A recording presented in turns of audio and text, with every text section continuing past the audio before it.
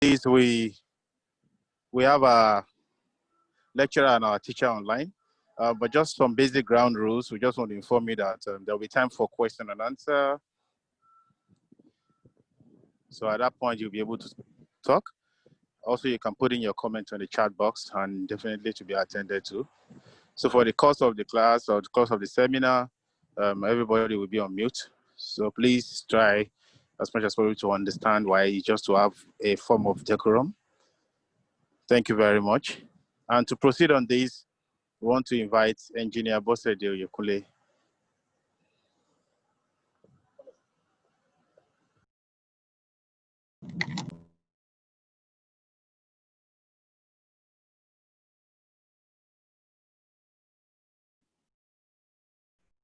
It appears it's not online.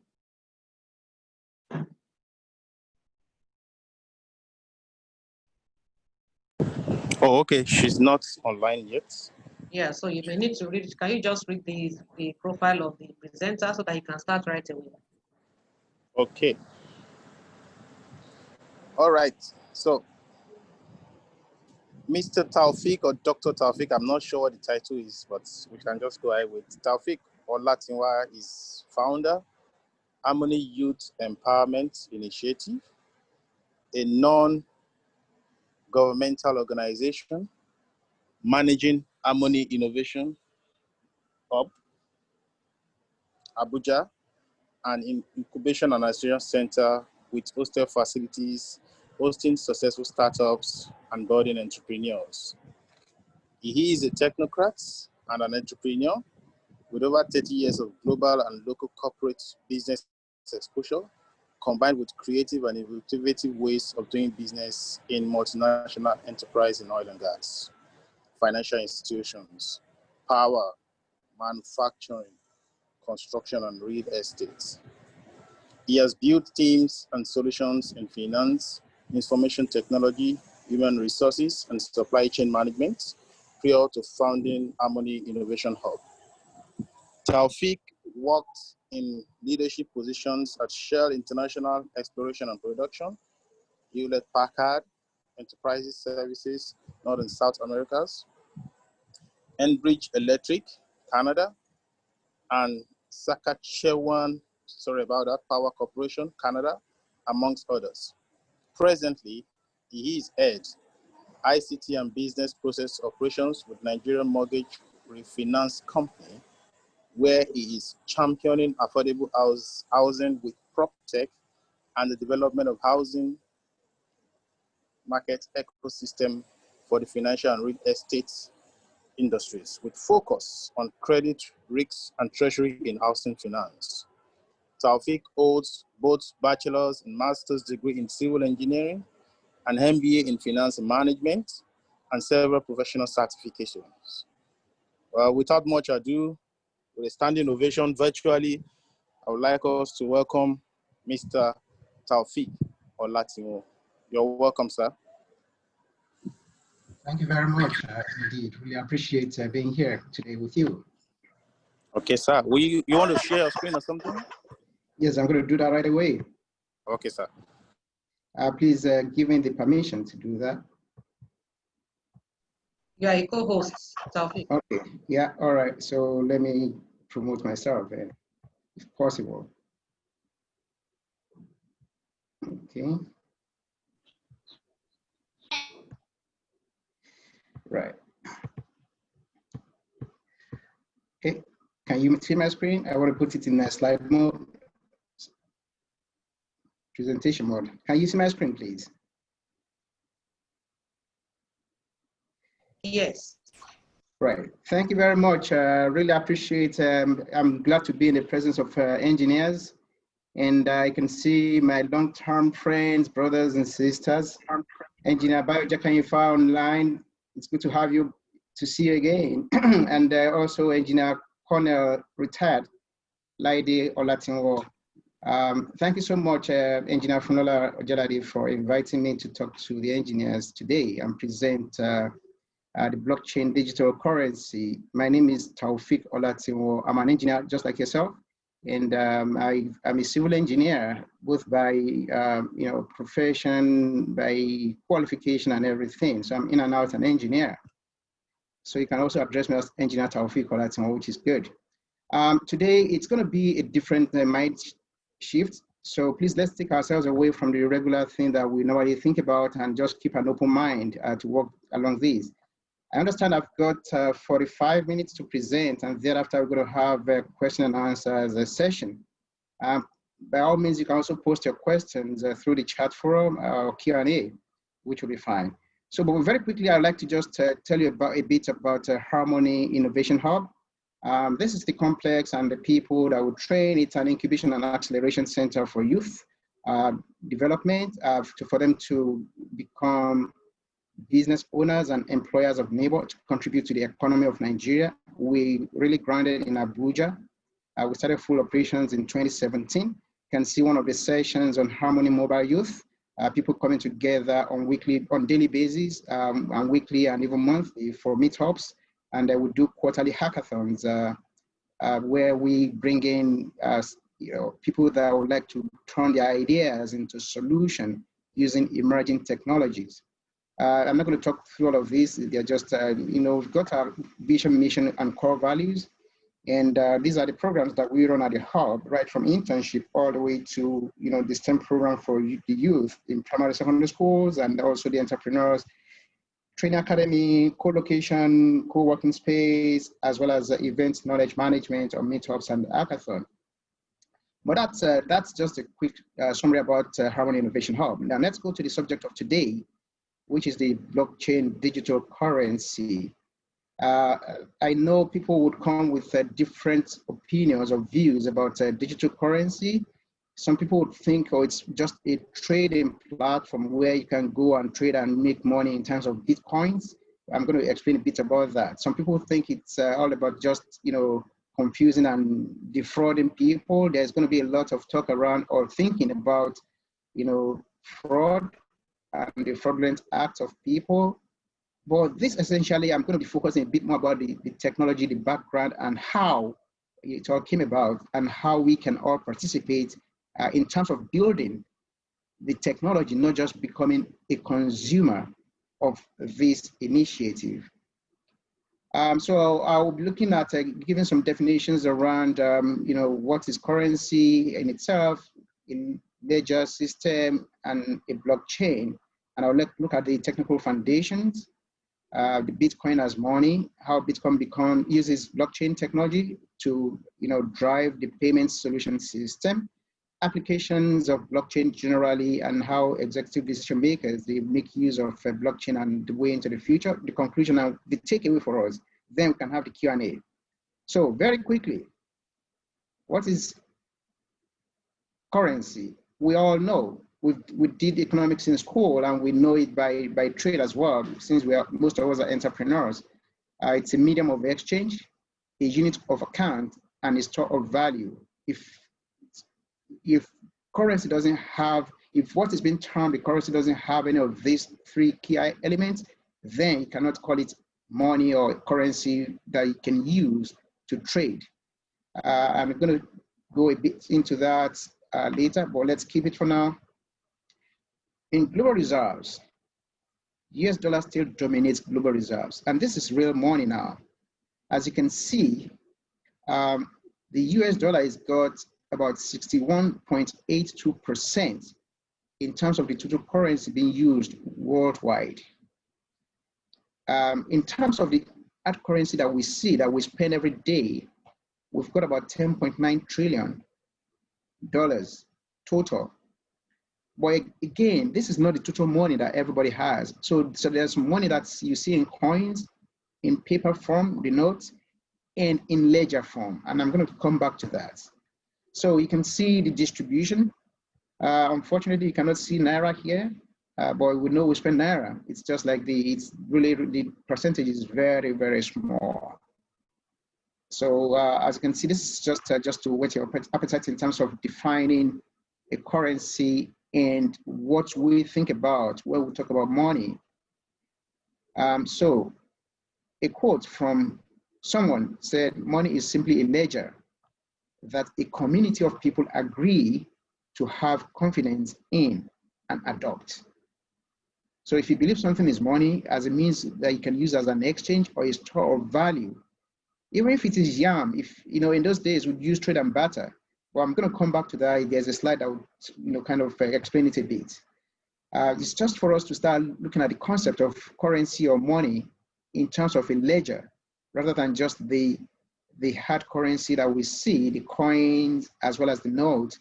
So start thinking of what you have in the ledger. For example, if you transfer your money from one bank to the other, you're not transferring coins or paper notes, you're just transferring data from one bank to the other, and it's acceptable.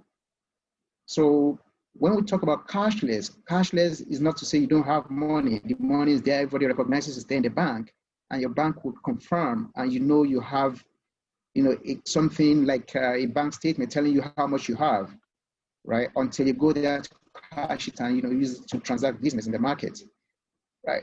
So I'm going to go to the next level, which is, what is a ledger? A ledger is essentially the system of record for a business, and you can have it for sales or purchase, expenses, and the likes. Then I'm going to ask, what is a blockchain? Blockchain is a distributed ledger technology that replicates a digital ledger across all network participants who collaborate to maintain the ledger. So the key word here is distributed. So it's not just within one environment, it's distributed over different channels. And we've got so many participants involved, synchronizing this together. And that's another keyword. Everything is well synchronized. So it's not going to be just somebody who is maintaining it, like a bank maintaining a centralized system for your account. There would be a host of several people, having access to this information and synchronizing them to ensure the immutability and consistency within all the records. And how do they do this? So the advantages, before I go into the details, I just want to mention the advantages of blockchain. There's going to be the audit trail, since you have it replicated all over. So for example, if I have a blockchain, a block that is maintaining the records, and my neighbor has the same thing, and somebody in Lagos has, similar, by the way, I'm in Abuja, so if I refer to Lagos, Lagos is a bit far away from me. But if I have my very good friend who is sitting there in California, also having the distributed system, that means we all have the same information at every point in time. If anyone tries to tamper with it, the system will not allow it, because it will throw the person out as, out of place. And that's where the integrity comes in. And there's transparency, because everyone on the blockchain can view all the transactions. So there's transparency, not like when you have your records in the bank, it's going to be just the bank manager or whoever should have access to it. So I'm going to talk about permissionless and permissioned. Blockchain environment is mainly permissionless when they started the whole process. The regular databases we have in the banks are permissioned. That means somebody must have access, must have the authority or the level of capability to access some records within that permissioned database. So I'm going a bit into a bit of a technical foundations of blockchain. So the key things you'll be hearing about the blockchain technology would be distributed consensus. So as it's been stated here, a distributed consensus is a network of computers that received information, and they agreed that they're going to be sharing the information that way. So whoever queries it from the members will get the same information from any other member. They're using hash functions.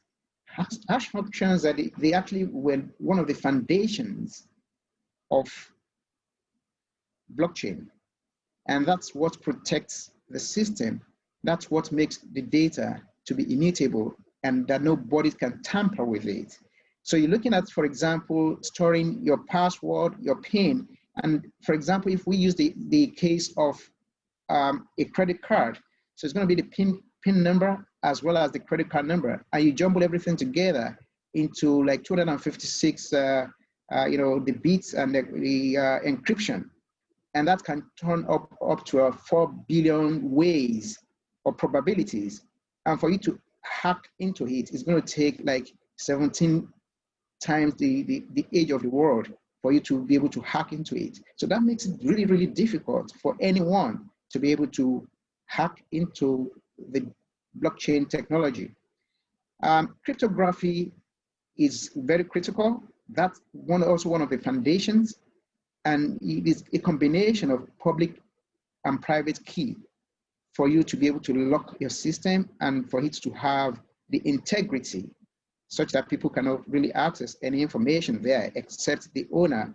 If the owner has the key, or if the owner holds the private key while he or she shares the public key with other people that should have access to that record. Okay, just to give a bit of background around the technical foundations. So you'll be hearing quite a lot around distributed consensus, hash functions, cryptography, and synchronization. So I talked about the creating a public-private key. For anyone that wants to test this, you can just kind of take this screen and try it on your own to try the encryption. And you type in some keywords into the system, and it will show you the characters. It change just one character out of it, and the whole thing would change all together. So this is just for you to do some tests. If you have access to the internet now, and you can quickly use your laptop, you can do some tests around this. I'm going to move on. So I talked about the public and private keys. This is the way. So you put in a plain text, and the message is you use a public key to lock it. It's encrypted, and whoever has the private key can unlock it, and it gets the same text back. So this is the law of encryption, and this is the way it's been done, using public-private key system. Now, I talked about the integrity and unchangeability and immutability. So Ajoke, as a trader, now trading together with Danlami, they send in Ajoke sends a message and it goes through,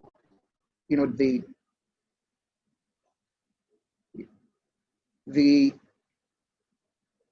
characteristics of the blockchain, and they're using the blockchain algorithm to decode and pass the message to Danlami without anybody being able to intercept it. So Bitcoin is money. What is money? We already said it. What is currency? Now I want us to even go a bit further, trying to move from that concept of currency to Bitcoin. We talked about fiat money replaced barter. Fiat money, for us, is actually the regular money. It's just like the naira and kobo, or dollar and a cent. So that's fiat money that you can use at any time. We talked about it that it's a medium of exchange, store of value, and unit of account. So we know 100 naira, we know what it means. Everybody knows whether it's dirty or very clean or very neat. It's only in Nigeria where you're going for 01 bet that you can change one new note, and that they give you, you bring 1 naira old note and you get a 0.8 naira new note. So, but essentially it's the same anywhere in the world. It's a unit of account. Once you see it, you know what it means. And you've got, the fiat money, the way we have it now, it's both in token or paper form, and it's also in ledger form in the banks, as you can see. And the concept of Bitcoin essentially is the same. It's just the same, but it's a bit more, because we do not have the banks storing the information now, but we have the information being stored by individuals, you and I, that can do the mining as well as storing the information as blocks within our system. If we have, the technology and then the background and the patience to do the mining as well as the validation for all the transactions going on within the system. And by the way, Bitcoin is the first blockchain-based cryptocurrency in the world. And that's why we're using the example of Bitcoin. When you hear about cryptocurrency, what comes to mind is Bitcoin. But Bitcoin essentially is being developed on the blockchain technology. And it was started by somebody called, or a group of people called Satoshi Nakamoto. Now, Satoshi Nakamoto is a very interesting person. Nobody knows whether it's a he or a she or a group of people, but it's just a pseudonym out there, and nobody knows till now. They've been trying to decode or define who this person is. It was launched in 2009, and the price of one Bitcoin remained a few dollars, for a couple of years before the thing eventually started picking momentum. And now the value is really high in the crypto exchange markets. Now, what do we know about Satoshi Nakamoto? Since nobody knows whether it's a man or a woman or a group of people, based on some of the characteristics or some of these the activities of this entity, it seems the person or the group of people live on the east coast of North America. Just people monitoring the time of signing to the system or network, has interest in economics and cryptographic issues. And that's why we've got a lot of things around, as we know, the foundation of the blockchain or the cryptocurrency is around cryptographic. It's around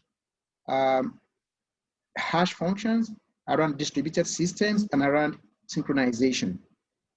But this same group of people or person or entity wrote against the current banking system. So the kind of thinking, how do we change the current banking system where some people just sit back and make money off other people by trading with your money, giving your money back to you and collecting interest rate, transferring the money on your behalf and collecting commission. As intermediaries, they make a lot of money out of people. So how come we cannot use systems to do it and do it ourselves and cut out all the intermediaries? So that's essentially what Satoshi Nakamoto was trying to do. And in 2009, they came up with the Bitcoin. In fact, the piece of paper they used was a peer-to-peer kind of manual of about 8 pages, and it changed the entire concept of currency, into digital currency. I'm going to be skipping a bit of the slides, a bit more. Well, let me just talk about this. So we talked about tokens, the dollars. We talked about the ledger. Now, Bitcoin is actually pulling this together into a way that will be very transparent to everybody. So it's a hybrid of tokens and ledgers. So that's essentially what it's all about. Okay. And again, the ledger sits on the database. In those days, the ledger is just going to be like a fat book that you enter line by line records of people bringing money to the bank. But with the computer system, everything is now in the database. So if it is in the database, that means your money is just a line item in the database of a bank, not your physical cash, unless you go there to withdraw money. Since everybody cannot bring out the money at the same time, so that means the bulk of the money is just like in a line item in the database of the bank. And this is the same concept of Bitcoin or cryptocurrency. But the underlying other things that you start seeing is miners. These are the people that maintain and append the ledger. They are just like the accountants we have in the banks. But these guys are the miners to validate the records and ensure everything is in order. And also they've got the protocol-based, the rules, the business rules that would govern the entire system. So it's almost similar to you go to the bank, you want to withdraw money, or you want to deposit money, or you want to transfer money. These are all the smart rules or smart contracts that have been captured into the blockchain system for you to be able to transact your business and move on. So it's just to do some kind of a comparison between the traditional, that's the fiat money system, and the Bitcoin. So if you look at the recourse to legal institutions, of course, the banks, they have it very strong. There's no such thing in terms of Bitcoin. There's no legal institution or a lawyer that you're going to take your case to. You just have to ensure you know what you're doing. Incentives based, yes, of course. In the banking industry, you just get your salary regularly if you do the business for them. But for Bitcoin, the miners, they get rewarded through the Bitcoins or through the blocks that they mine. The traditional system, the bank, is it a lawless environment? No, there is law. They are well regulated by the central banks. In Bitcoin, nobody regulates. It's just the smart contract that you put into the system that everybody agrees to through the protocol that will rule. And everybody must agree to it, and that's it. Until you come back to say, oh, this rule is wrong, let's maybe make some update or change something, that's what you're going to be using. Trust in individual identity, yes. In the bank, you have to submit all your identity before you can open a bank account. You have to give your ID card, you have to fill in your home address and everything. In the Bitcoin system, no such thing. It's permissionless, no identity, nothing. You just go in there and you register. You can call yourself any name you like, and you keep transacting business. But the important thing for them is you must know your private key. The day you lose your private key, that's gone. The money is gone, and you don't have access to it. So you have to write it down somewhere, or put it in your email, or whatever you do. You have to have your private key, kept somewhere that you would have access to. And if you share it with other people, they'll take over, and that's it. You've lost it. So there's law enforcement, of course, because there are legal things around the banking industry. In Bitcoin, no law enforcement, nothing. The parties perform out of self-interest. You cannot just do things because of you. I'd love to do it with the banking industry. But for Bitcoin, yeah, the people that have interest in it, they want to mine, they want to become part of the whole process. And that's why people still like to do trading in the cryptocurrency world that we're beginning to see traction of in Nigeria.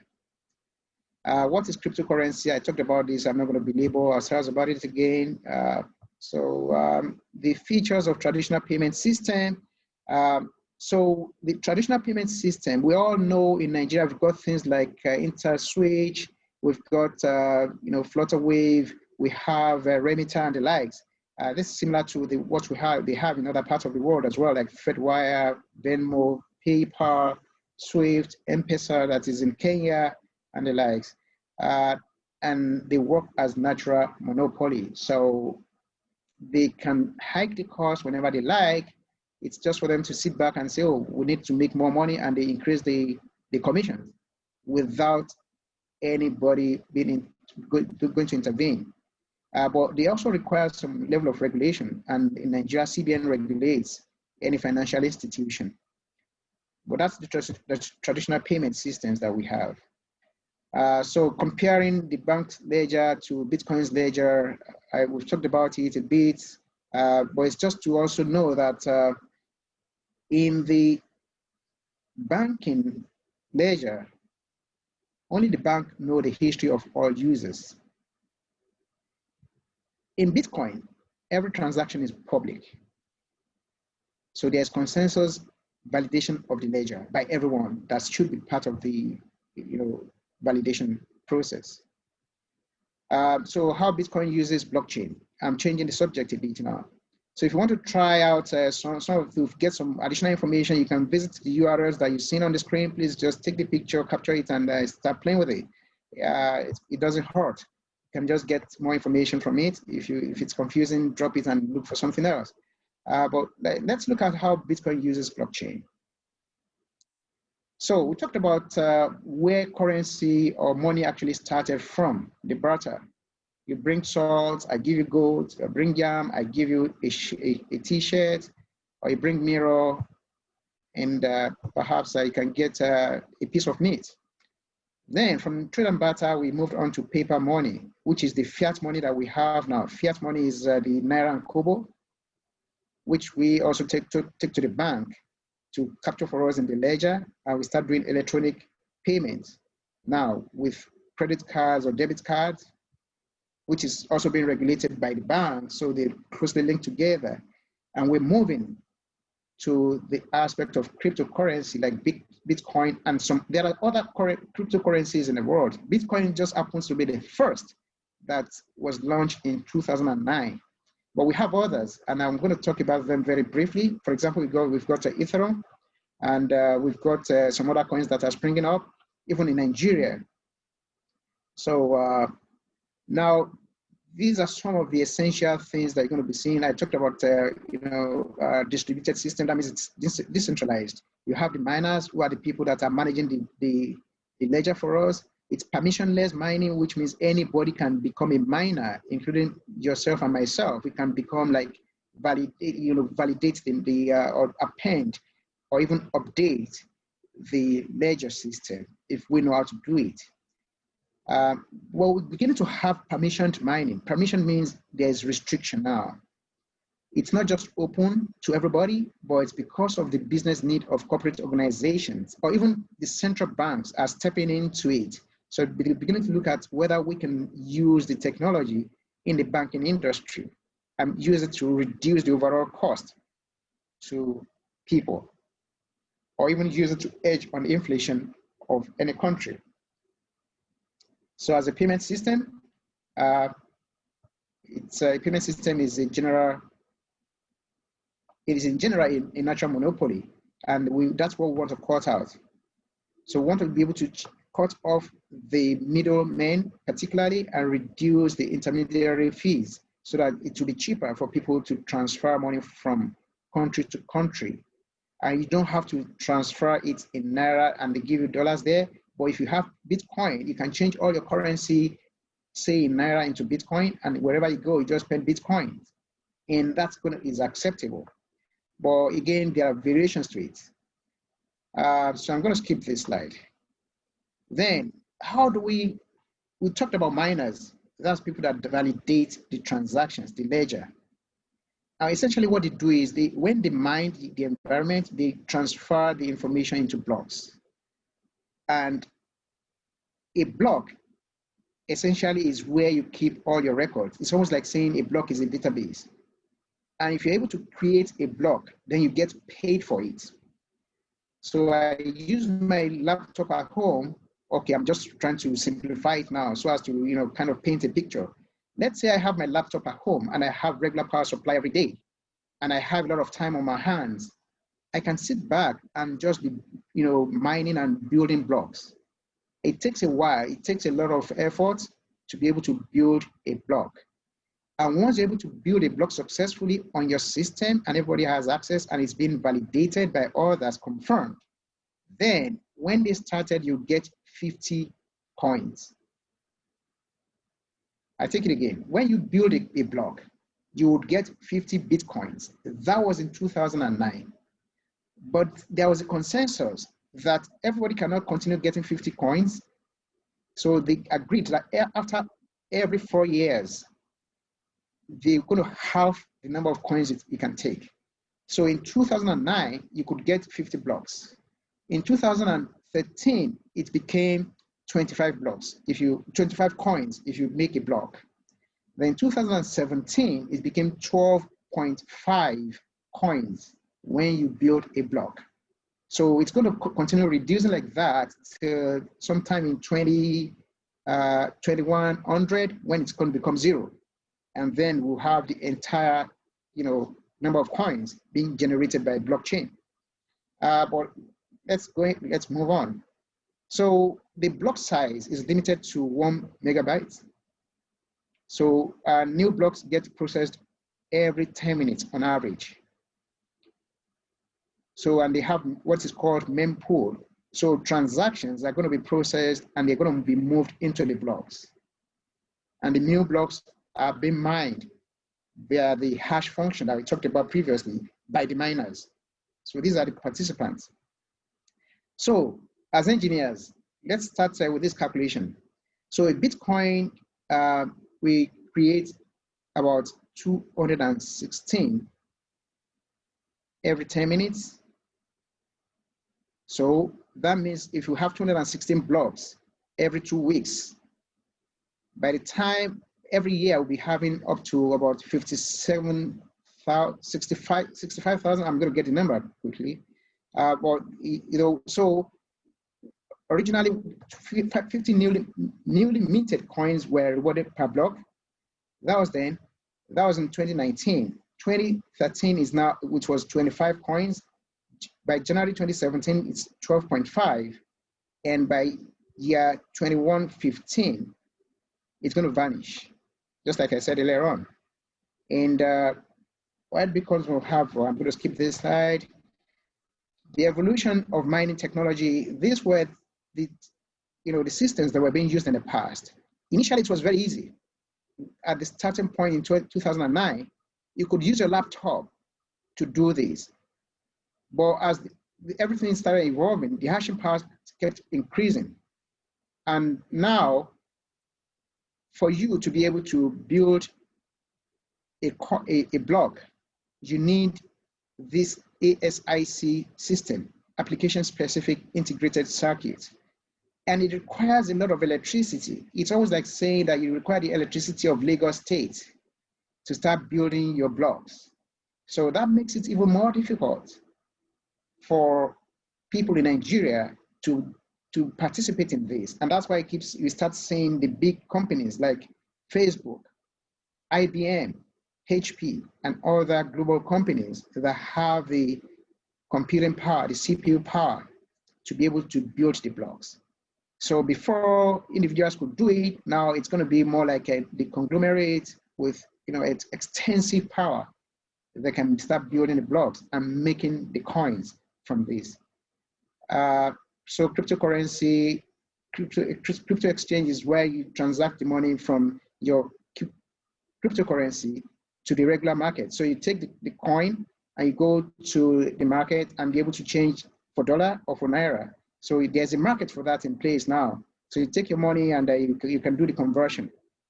Key features, I'm going to skip these. I'm aware of time, so I'm going to be skipping a couple of these slides, but I'm going to share these so that we can all have it and walk through it at our free time. Then I'm going to skip this. This smart contract is very critical for it's the rules. These are the rules that we need to guide us for us to do the implementation or to be able to even create the records appropriately, similar to withdrawal from the bank or deposit and the likes, or even signing an agreement with all the players.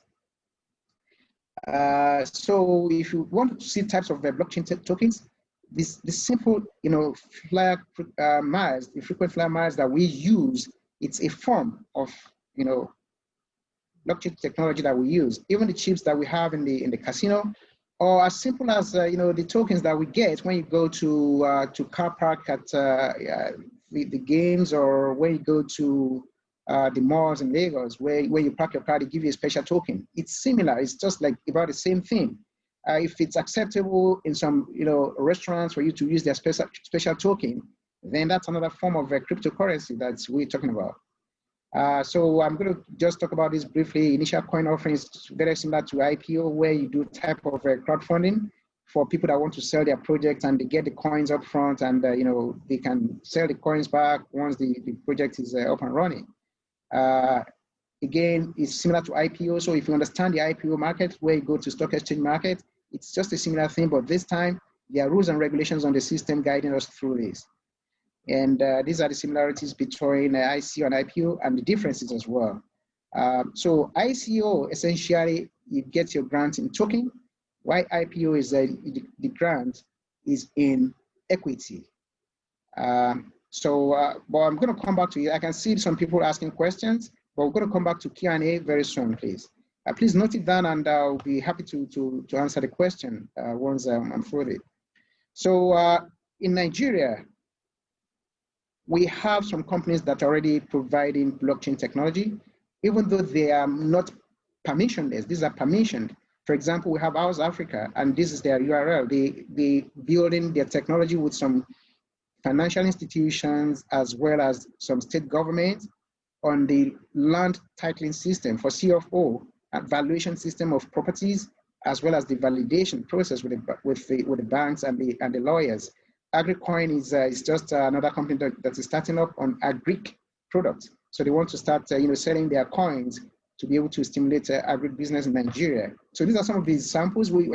We've got other ones that IBM was going to talk about globally, but I like to focus more on the Nigerian situation. 5 use cases of blockchain. You can see all the other things. So beyond just the cryptocurrency, blockchain is just the underlying technology that helps for you to do things, to have immutable records, to have whether it's going to be permission environment or permissionless, and to ensure people are not able to hack into your system for integrity. So I kind of put a very quick overview, a summary in terms of the architecture. So what you're going to see at the top is the traditional way of doing things, where you have buyers and sellers, you have the companies, you have the banks, you have the Security and Exchange Commission, and you have the minting, where they mint the money. Underneath, you see the blockchain environment, and you can see the blockchain would call the buyers and sellers as participants. And they've got what is called a decentralized autonomous organization, still within the system. So you have companies that are running within blockchain environment. They don't even have any physical offices, but everything is just within the system. And these are the companies being represented now in the blockchain environment. The tokens, the smart contracts, the distributed applications are all the things that the banks are currently doing using the ledger system. So what you see here in the banks, the traditional banks, are just pure ledgers that we see in cryptocurrency, which Bitcoin is an example. And I talked about the Security and Exchange Commission doing the IPO.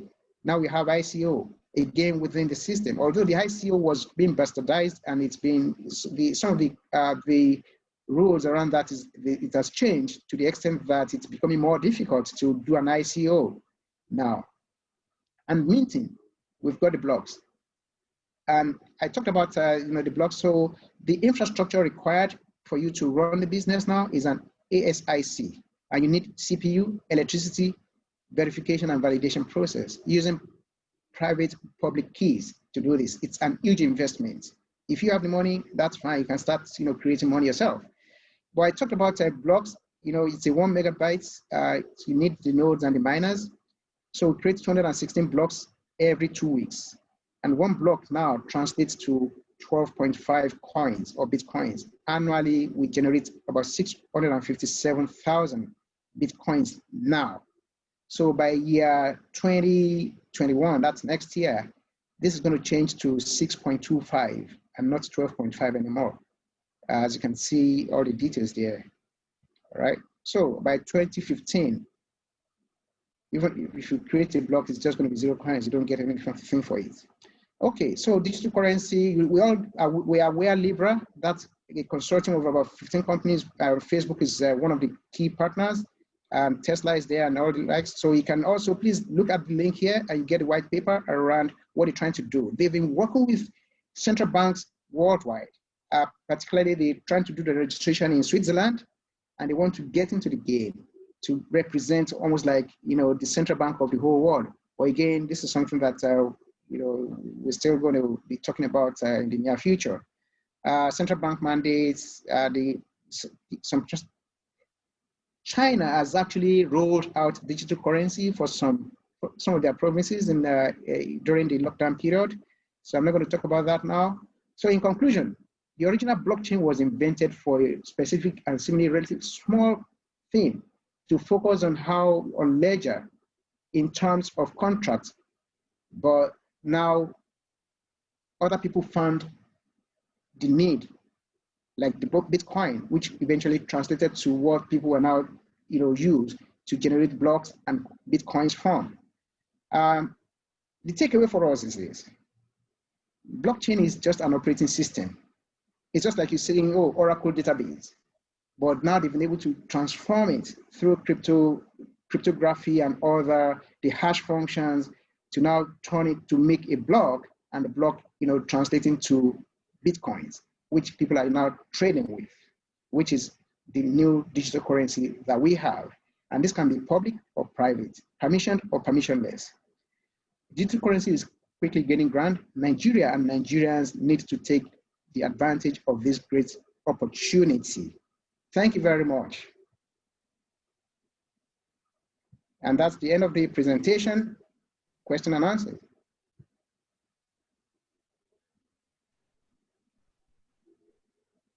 Engineer Lamoye, please. Yes, I'm here, but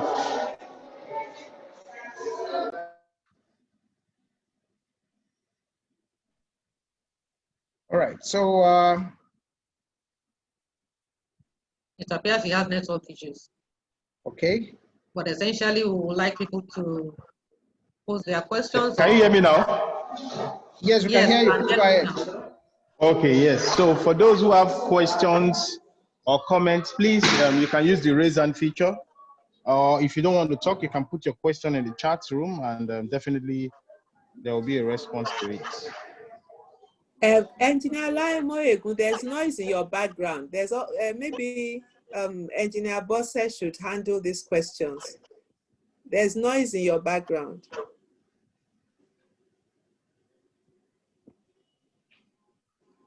Engineer Olatinwo, are you there? Yeah, Bosse can take the Q&A period. Even, Yes, please. Thank you. Thank you very much. Good afternoon, everyone. Thank you, Engineer Taofeeq Olatinwo. I want to write on the fact that you have given us enough confidence that we can call you engineer, because studying engineering and having 2 degrees in engineering does not equate to being called an engineer in Nigeria. That means you have to be current registered. So I love the fact that you gave us a very good premises to be able to call you engineer. And I also appreciate the fact that aside from engineering, the diversity you have included into going into financial management shows that as an engineer, you can do anything. Engineering gives you the capacity to be able to do anything, be it financial management, HR, just name it. So I'm proud to be an engineer and I'm proud to associate with you. Thank you very much. On that note, I'd like, if you have a question and you'd like to speak, please let's use the raise hand feature, or you put in your question in the chat room. Thank you. While waiting for that, I know that the time limit made Engineer Taofeeq to jump some slides or to fast track some points. So while waiting for people to either raise their hands or put in a question, if there are 1 or 2 other things you feel we should have as a take home from this presentation, you can just take the floor and also do that while people are putting in their questions together. Thank you, sir. someone raised their hand, but I would like the person to rename himself. It says Nokia 5.1. We don't know who that is, and it's not on video. Oh, okay. So Nokia 5.1, I wish you would put in the right name, rename yourself, but you can just go ahead and speak. Hello, good afternoon, everybody. Good. My name is Olatinwo Jorewo. Actually, this is not the device I've been using for meetings, so pardon me for that. And thank you, Engineer Kadri. So, hello, can you all hear me? Yes, please, go ahead, please. Okay, thank you, Engineer Kadri. Yes, yeah. Actually, my question is that and thank you for the presentation. I've been hearing about this Bitcoin, then the latest one, Ethereum. So my question is that I would like to know the financial company or financial body that someone can, that are operating in the country, or the trusted financial body that someone can actually register with. That is my first question. Then the second one is that what is the minimum amount that someone can start with, and how do someone transact on this digital currency? Thank you, sir. All right, thank you very much, Engineer Oriwo. I really appreciate your question there. So in terms of knowing the financial companies that we have in Nigeria, we've got quite a number of people doing the trading, but they're essentially traders. And after this presentation, I can just look up for some of them for you to go into. From our viewpoint, from Harmony Innovation Hub, we've been looking at actually just helping people to build the technology, not just the traders to go into going to stock market to place money. But there are quite a number of them. Some of them are good. Some of them, you cannot really say much about them. But again, what I've also learned is you can go online and do the transaction yourself directly with the exchange. And I sent a couple of links, and I'm going to send more links in terms of if you want to do yourself, or if you also want to go through, people that will help you with it, like the brokers or middlemen. That's okay. I can get the information for you. You also asked about what's the minimum. actually there's no real minimum. So you cannot say, oh, I want to just buy one coin, and this is how much the coin is. Out of the coin, you can buy 0.0001 based on how much you want to invest. So if you have 1,000 Naira, of course, your 1,000 Naira may not buy a lot, but it can buy 0.0001 coin from any exchange. So far, the commission is not more than that. So you just pay a little commission, and you can buy whatever amount you have. So how do you participate? It's going to be through by just doing it online yourself, or by going through a service provider that can walk you through it. But again, I'm going to get some more further additional information for you on that. So that's to one question. I saw a comment from engineer from Layo Kadri, saying that she wish this lecture could have been a little slower. I sincerely apologize for that. It's just like trying to say a lot within a very short period of time. If I've had, like I was discussing with the engineer Funola Ojeladi, that this is something that can go on for like a whole day, and there will still be coming up with new things. But again, maybe we'll have some more time next time. Being that it's the first time I'm presenting it, if there is an opportunity again, then we can do it again. So the awareness is the first thing, the understanding. Thereafter, once the understanding is there, to now continue building on that becomes a lot easier. So that to answer that question. And so thank you very much, sir. There is also another one. I want to believe that this is an open check for us to call you again for another session, which will be a more detailed one, or will give us another level of insight into what the blockchain digital currency is all about.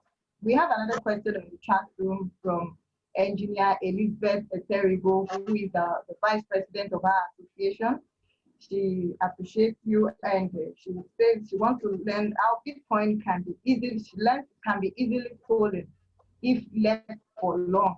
How true is that, and what can you say about that? Well, it's a very good question, Engineer Elizabeth. So the thing is, if you do it yourself and you have your private key, and you're the only person that has access to the private key, it's going to be there if you don't touch it till the end of the world, or till the system packs up, right? But if you're going through a middleman who now has access to your private key, then it's almost like saying you are giving your credit card to somebody and you're giving the PIN number to the same person. And the person knows that you've been away for like 5-10 years. Of course, then anything can happen. So, but the danger is if you have your private key and you keep it somewhere, I cannot find it again, and you do not know it's off-aid, and it's very going to be difficult to know it's off-aid, then that money is lost. Nobody will have access to it. So that means it's sunk money. But in terms of stealing, the stealing can only take place if you give somebody access to your account and the person has your private key. Yeah. All right, thank you. So that means that, do we have an exposure to going through agents? Because sometimes you may not have that capacity to do it on your own. So if you're going through an agent to do that, that means that whatever information you have, the agent also has it. Well, I haven't gone through any agent before, but my assumption would be that even if you're going to go through agents, let the agent be like he or she would handhold you to do it yourself, and you have your private key. But do not submit your private key to an agent. You remember, even the banks, they do not have access to our PIN code. Even if they have access to the credit card number, the PIN code is something that you keep to yourself. So, yeah. So people have picked up their hands in the okay. Yeah, Mary Afolayan, Nuruddin. Yes, engineer Mary Afolayan, the chairman of the Upper Lagos chapter. Please, can she be unmuted to speak? Thank you very much. Thank you, Engineer Taofeeq. I want to say, first and foremost, this lecture has alleviated my fear because I have a son who is going to 400 level reading computer engineering, and he's always been talking about Bitcoin, Ethereum, and blah, blah, blah, blah, blah. I never supported him because I don't seem to understand what he was doing. And sometimes ago, he came and met me and said, I told you to invest in Ethereum. Ethereum was 91,000 sometimes. Now it's now 200 and something. 200 and something thousand. I don't even still understand the jack of what he's saying. And by your lecture today, I have been made to understand that it's something that is legal and it's something that we can also buy into. Can you hear me? I can hear you, please. Go ahead. Yes. Very loud and clear. Okay. Now, my question is, he keeps saying, this is the value of Ethereum, this is the value of Bitcoin. You have not told us what is the value if you want one Bitcoin, this is how much it is. So whatever you have, you can actually find, you can actually know the percentage of the Bitcoin you are buying according to your capacity. For example, maybe one Bitcoin is ₦1,000,000 now. I don't think whether you mentioned it in your training, such that it will enable us to even be sure or do our calculation when we want to invest. And then I keep asking him, let it not be that we'll put money somewhere and you'll not be able to lay your hand on a particular individual when you are trying to look for your money. It's a system thing, and anything can happen with the system. You all remember what happened to MMM. Everybody put money there, but they could not lay their hands on anybody to hold when it's time to, when the system had issue. What is your summation about this system? Is it strong enough? We should not have that kind of fear. The system is strong. Can you please enlighten us on that? And then if you can just leave your details so that if you want to ask further questions, maybe we want to start, how can we start? Can we, are we supposed to locate you, talk to you, and have more high opening on it? So that's my question, please. All right. Thank you very much for that question, Engineer Miriam Folayan. You pointed out three things. The first one is that the value of the cryptocurrency, Ethereum or Bitcoin. Yeah, okay. Actually, I purposely left those things out because I didn't want to focus on the trading part in this conversation. I focused more on the technology behind it as entrepreneurs to build the system. So, boy, you know, like asking for those values, they go up and down. It's like a stock market. And in the stock market, today you gain some points, tomorrow you lose some points. When Bitcoin started, you know, I kind of mentioned briefly that initially it was like $1 for a very long time before it started appreciating. And by year 2015, it's appreciated so much such that people couldn't believe it. People became billionaires in dollars. They invested like $100 or $1,000, and within 5 years, they started coming out with you know, like billions of dollars. But now it's crashed in 2018, but it's going back up again. So if you want to invest, I would say this is perhaps the right time to invest into it. And you know, you can't go wrong. Just invest a little and see how see the movement. It's a stock market thing. But in this case, instead of the stock market that you have people that will be doing it for you, you can actually do it on your own. And you don't need somebody to do it for you. Now, but if you go to, okay, the system, the question around the system, how sure are you that, I mean, are you sure that it will still be there? How do you get your money if you put in your money there? The good thing about this is if you choose the well-known, you know, cryptocurrencies like Bitcoins or Ethereum and the likes, and you see all of them in the coin market cap, which I also I'm going to send to everyone. Those are the areas where you can get information about the good I would say crypto exchange to purchase and, you know, test the waters. But, you know, like in the stock market, at times you win, at times you lose. So you can't really tell that every time it's going to be growing. But the trend has been like it's been going up. And for the time that it actually came down, it went up again. So if you keep it there for a long term, you'll see the benefits overall eventually. In terms of my contact, you're going to have my contact. Engineer Funlola Ojelade has my contact, and she's going to send it to everybody. So please, you can reach me anytime. I will be glad to respond to your questions or provide further guidance. Yeah. Thank you very much. We also have Nuruddin. I don't know if he's an engineer. I'm being careful. So please, Nuruddin can be unmuted. Please, can we just take our straight to the question in a minute, preferably, so we can give room to other questions. Thank you. All right, thank you very much, Ma. My name is Nuruddin. I'm an engineer by education, but IT professional by profession. So my question is this. Thank you very much for the wonderful presentation. It was indeed very clarifying. So my question is as regards something you mentioned during the presentation, where you said that in blockchain, it becomes difficult to actually identify the identity of whoever owns a particular transaction or a ledger. So isn't that not sort of concerning in case they are, so just like recently, we had during the Twitter hack, we had people sending money to a particular wallet and nobody could identify by person or by name who actually owns that wallet. So how do we manage these concerns with respect to the whole architecture of the blockchain that you're not able to identify persons or people who actually owns wallets? Thank you very much, sir. So much for that question, Mr. Nuruddin, the engineer.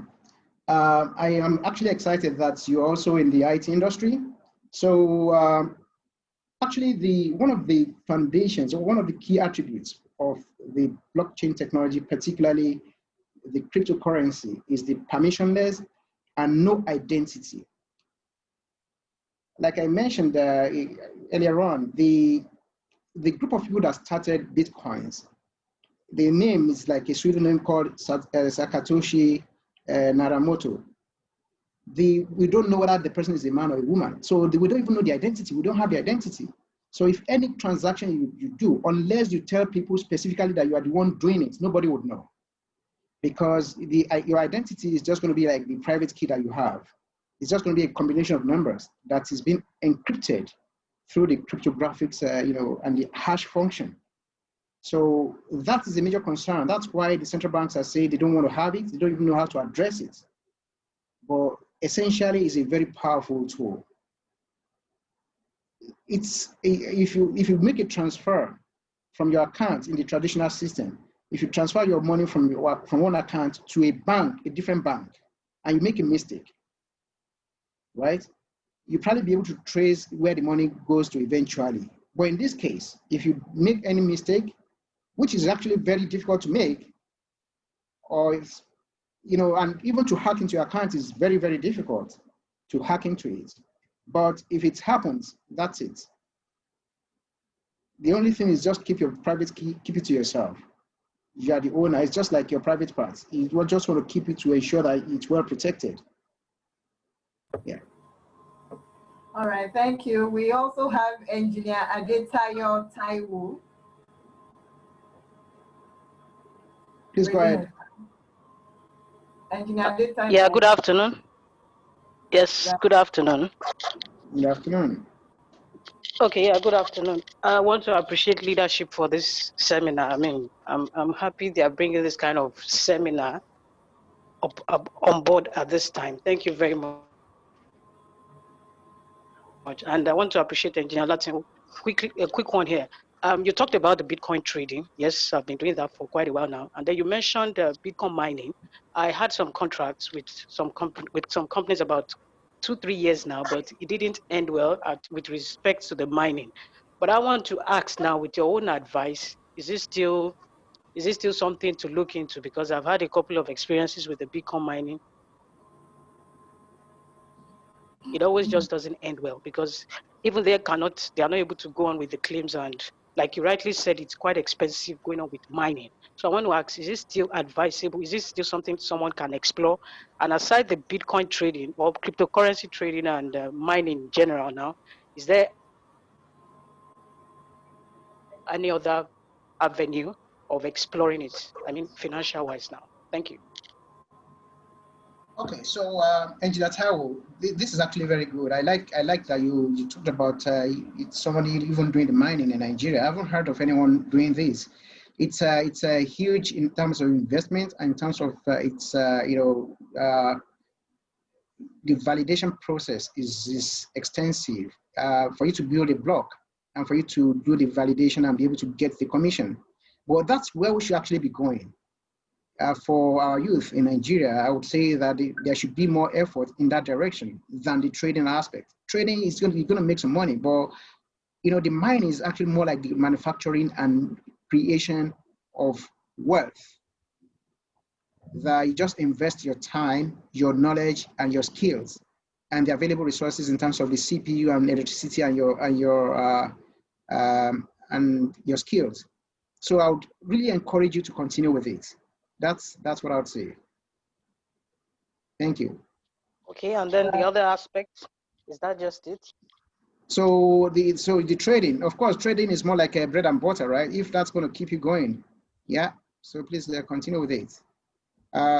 So they all kind of go together, but the mining is actually where you create the money from, where you create the coins from. You remember, one block is, if you create a block, it's going to be 12.5 coins. And if you're able to mine and do the validation of the transactions, then you get some more, incentives from that, some rewards. Yeah. All right. Thank you. Thank you, sir. We have Engineer Dr. Rashid Babalola. We'll take him and then we'll run through the other questions we have on the chat room. And I believe with that, we should be able to round off based on the president's Thank you. Thank you so much. Let me first of all appreciate the leadership of APWEN for this wonderful and the research person. Oh my God. Training.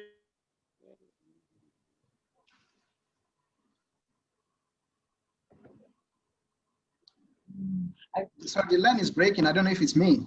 Yeah, I think it's having a network issue with audio.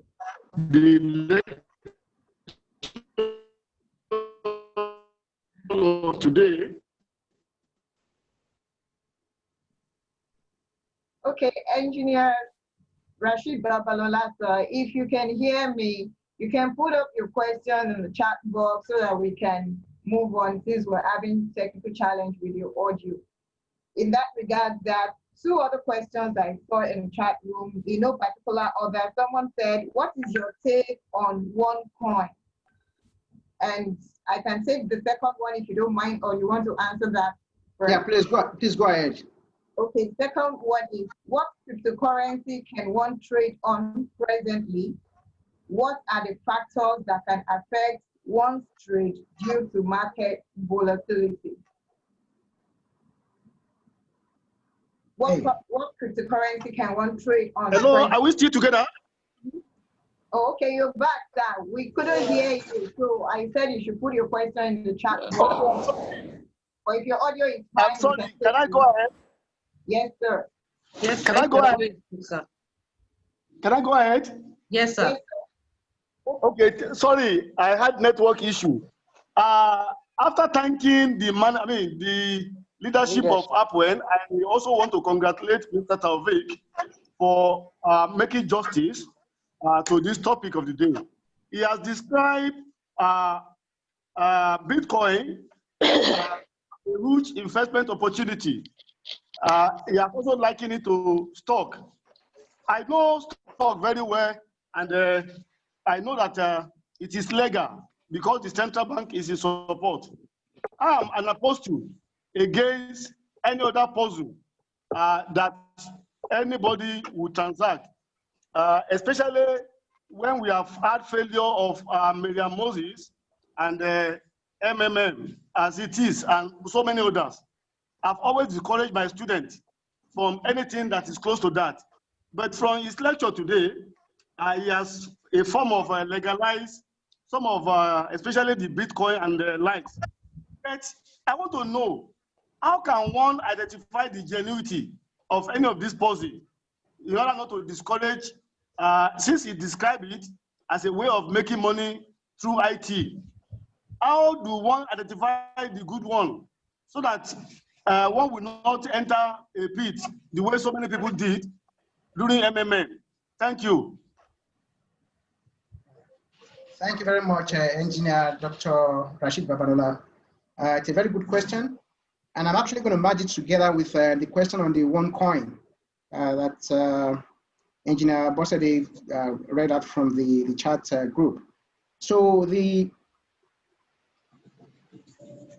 thing is, you know, if you want to investigate wherever you want to put your money, you have to ensure you go online, read a lot about them, talk to people. It's almost like going to any bank, the first generation banks. You remember during the time some of those banks collapsed in Nigeria and we all lost money. It's almost similar to when you go online and you see quite a number of them. For example, we've got Bitcoin. Everybody knows that Bitcoin is actually genuine. We've heard about Ethereum. Ethereum is something that everybody knows very well. And there are some other ones like EOS and the likes. We hear that Libra is coming. So there are some that you can quickly say, yes, this is the right way to go. But when you start hearing a story about a particular cryptocurrency that is too good to be true, then you have to be very, very careful. For example, even if you just go online and check for one coin, you will see very quickly that people are saying it's a Ponzi scheme. That means they don't have any real business. They're just taking your money and paying other people and take other people's money to pay you to kind of put in a kind of a way that you think the business is growing. And once they're able to gather so much money, they run away or they collapse the business. So understanding the people behind it, knowing the structure is very critical. Also, because we've tested it and we've seen where things are going. Please ensure that you put your money into the ones that have credibility and can get quite a number of information about them online. If somebody says he has cryptocurrency and you cannot find information about the person online, then it's a lie, because everything done about cryptocurrency is just online. And that's why they talk about transparency. You can see it is transparent. If it is not transparent, then you shouldn't go there.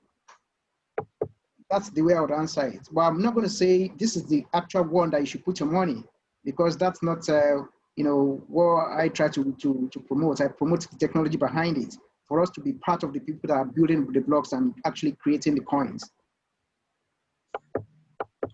Okay. Thank you, sir. Thank you so much.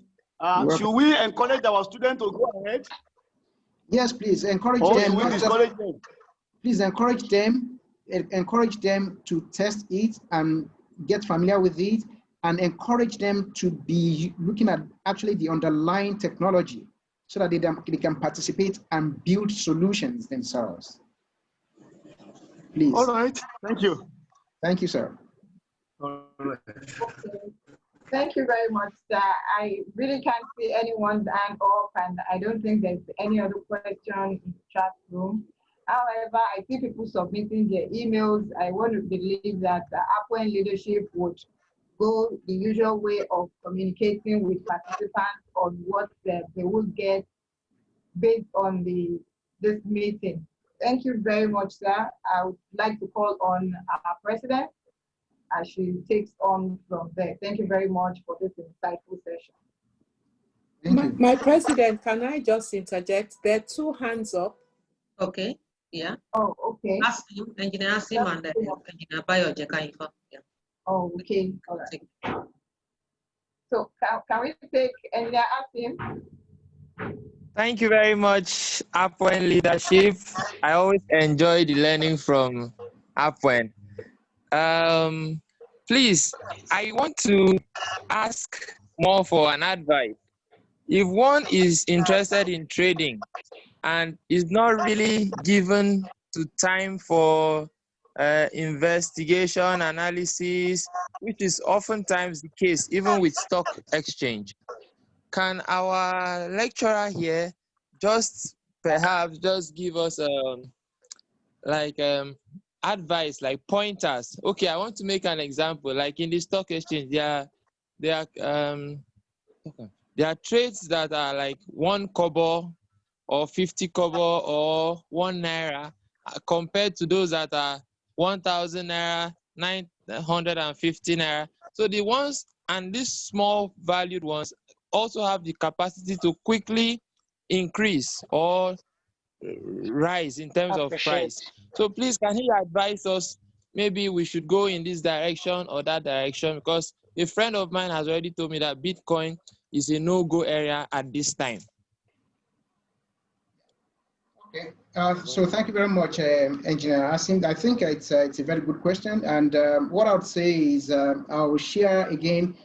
Let's take this offline and we can discuss it a bit more. Because this is like tending towards the trading, and it's a bit more in terms of the analysis and decision making for individuals now. So, but it's not something that we can just say everybody should go into this direction or the other direction. But it's something that we have to look to on case by case basis. So I'll be glad to have further conversation with you after these after the presentation, please. Okay, sir. Thank you very much. Thank you, sir. All right, thank you, sir. We have Engineer Bayo Jekayimfa, and someone is also asking, can you train individual on entrepreneurial path? So, Engineer Bayo, sir, you have the floor to speak, sir. Okay. Thank you, Engineer Bosedri, and thank you for organizing this event. Engineer Taofeeq, my friend, I appreciate the time that you've spent. I wanted to discuss about the two strategies that you've highlighted in your lecture.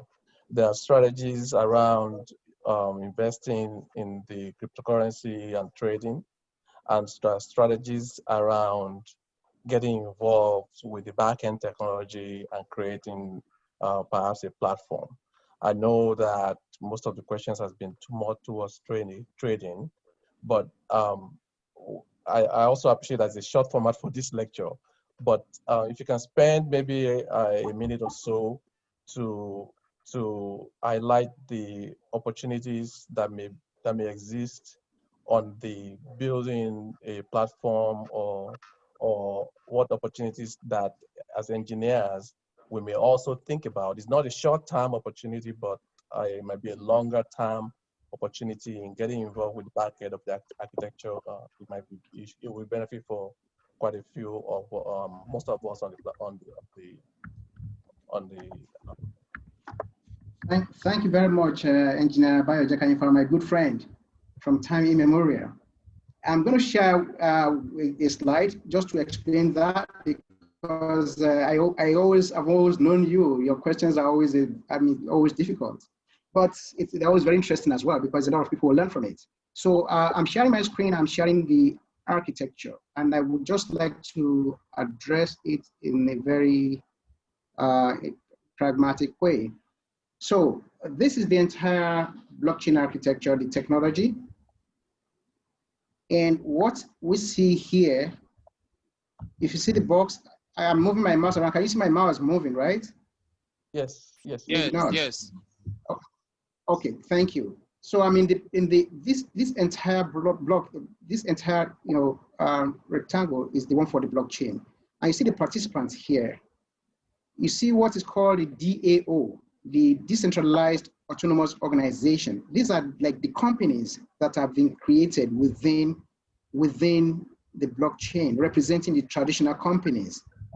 So let's say we have an engineering company called ABC Civil Engineering Company.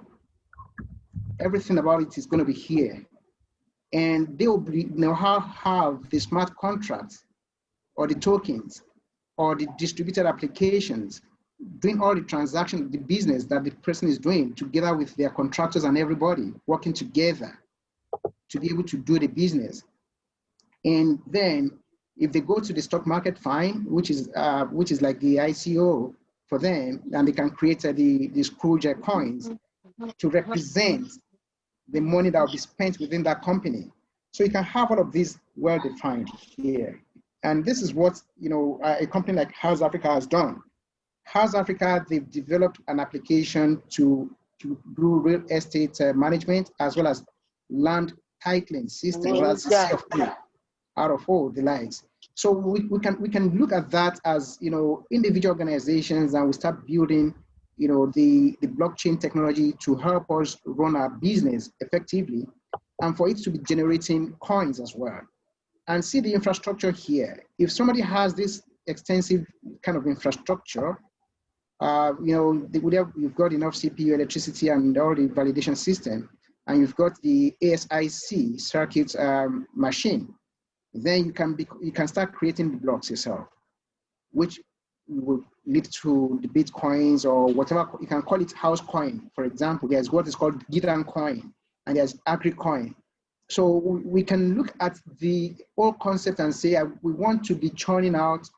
You can even make it an oil and gas company here, I mean, at the level of DAO.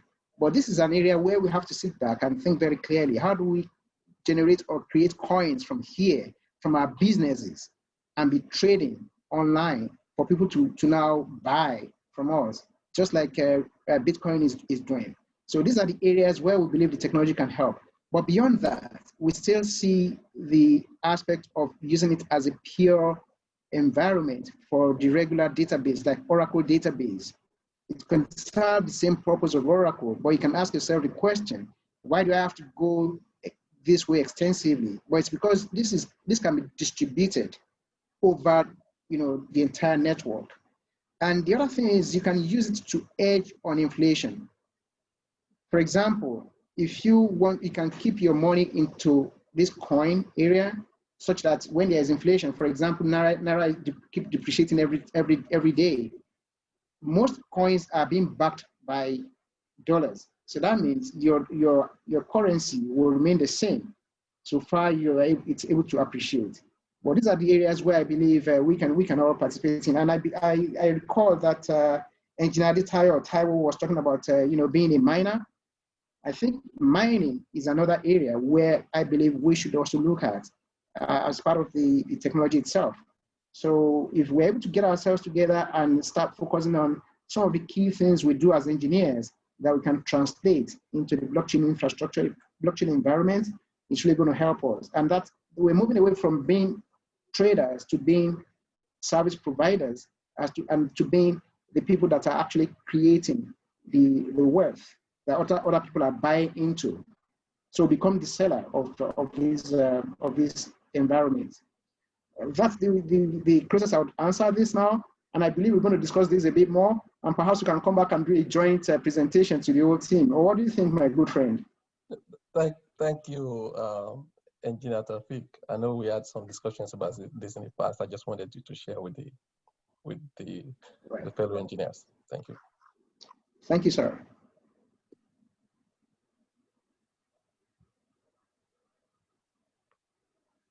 Okay, so I'll just take the floor. I want to appreciate everyone who's been here. I saw the immediate past president of Koren earlier, Engineer Kashim Ali, FNSC. Thank you for coming, sir. And also the founding members of APWEN who are here, Engineer Nkechi Sigwe and Engineer Mulayo Kadri. Thank you for supporting us all the time. I also see the chairman of NSC Abuja branch, Engineer Malik. We want to appreciate you all. I would like to let you know that Engineer Taofeeq Olatinwo is actually a member of NSCVI. He's on the platform. So, though he doesn't use that name on the platform, but he's there. He's on the main platform on the NSCVI one. So it's not very far from you, and it's somebody that we can reach out to. The presentation slides he has used, we're going to share with the emails that were registered when you were about to enter. So it's been a good day, and I thank you all very much for coming. God bless you. And it's very much, everyone. Hello, ma'am. Yes, please. Thank you very much. Certificate of attendance. Oh, sorry. Exactly. He's supposed to have displayed it, but he didn't do that. So that's okay. Yeah, we'll send the certificate of attendance to everyone. No, I mean not yours. You're supposed to display your own certificates. Oh, I see. Okay. Please, can you do that right away, Engineer Lamoye?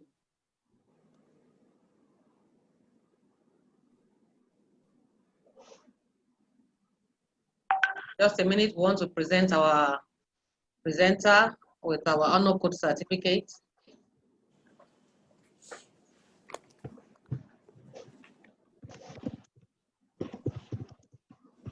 I hope his network is not messing up.